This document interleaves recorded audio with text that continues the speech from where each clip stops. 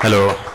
All right, my name is Eric Solberg. I'm with DB Duality, and we do information technology. But my background is working with architects. So I wanted to talk a little bit about spatial city planning. The kind of objectives here, define spatial mapping. That was actually on the last slide, so if you missed it, we've already gone over that. Show you some examples, visual using Google Earth, discuss spatial mapping in a city context. And we're going to start with kind of the brief history here. So started with a 2D plane. Imagine a map of two camps and the path between them drawn in the dirt with a stick. Those are your early mapping tools. They then discovered the Earth was not flat, and they needed to adjust accordingly. And so there was a move to surface triangulation and geospatial coordinates. Everybody here knows and loves their GPS, gets you around town.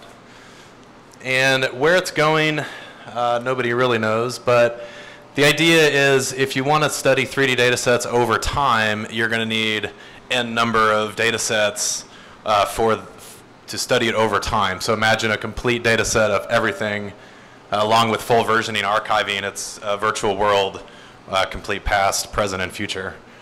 Some examples of this, if you use Google Earth, you'll notice daylighting, the ability to do sun and shadow throughout the day, historic satellite imagery going back in time, and then in-browser scripting, which I'll talk a little bit about at the end. So that's kind of 2D to 3D to 4D, 5D, wherever it goes. We're all along for the ride. So obviously, how this applies to city data, the basic concept of a district is any municipality. It's a city, it's a county, it's a district, it's whatever. It's a 2D boundary that ends up getting subdivided into sub-2D parcels.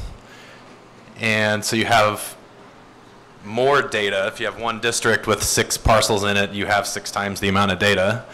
And that just kind of keeps going. So inside of a parcel, you're going to have a building. And we're going to move from 2D to 3D to understand the building. And imagine in a mapping program how utilities connect into the building. That's your gas, electric, your fiber.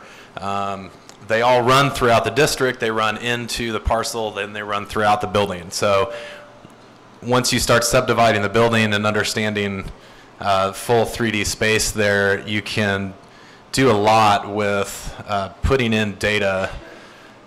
Census data can be pulled from 3D space. Right now you see a lot of that done on 2D maps. So there's a varying range of the levels. All of these can be somewhat managed with Google Earth. And this is demonstrating municipalities keep data, districts keep data, and all of us keep our own data as persons and businesses. Utility data, land data, property data, business data, citizen data, that list goes on. And we're at a point now where there's kind of a public data set and a private data set. And who owns what and who shares what with who is something we're going to be having to work through. And the goal, to me, would be to have a centralized method for using data so that different groups aren't recreating the same data. So this is Google Earth. It's demonstrating points of interest, which you guys are all familiar with using Google Maps, but you can also overlay images of districts, so that's actually the green impact zone. These are the points of interest that we plotted for the Google Fiber project 2 years ago. We did a list of the education locations, the hospitals, the arts, and mapped all of that on Google Earth. So those are a couple examples. I've done some experimenting with, this is on the web, so Google Earth has a web plugin, and I've overlaid and highlighted the empty lots in the downtown and the Crossroads area as a little infill experiment where you can load 3D models into and over. You can still kind of see the red there of the vacant lot.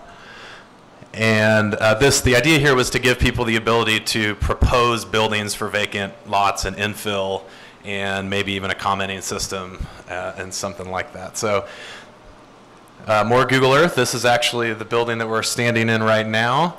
There's solar panels on the roof, and so the idea of if you have sensors and stuff like that in your space, you can tie it to the objects of your 3D model and be able to look at your building and understand your sensory data in 3D and in real time. So real quick, SketchUp goes to Earth, and then you can get more detailed in the top right with programs like Autodesk Revit that actually does building information. So thank you.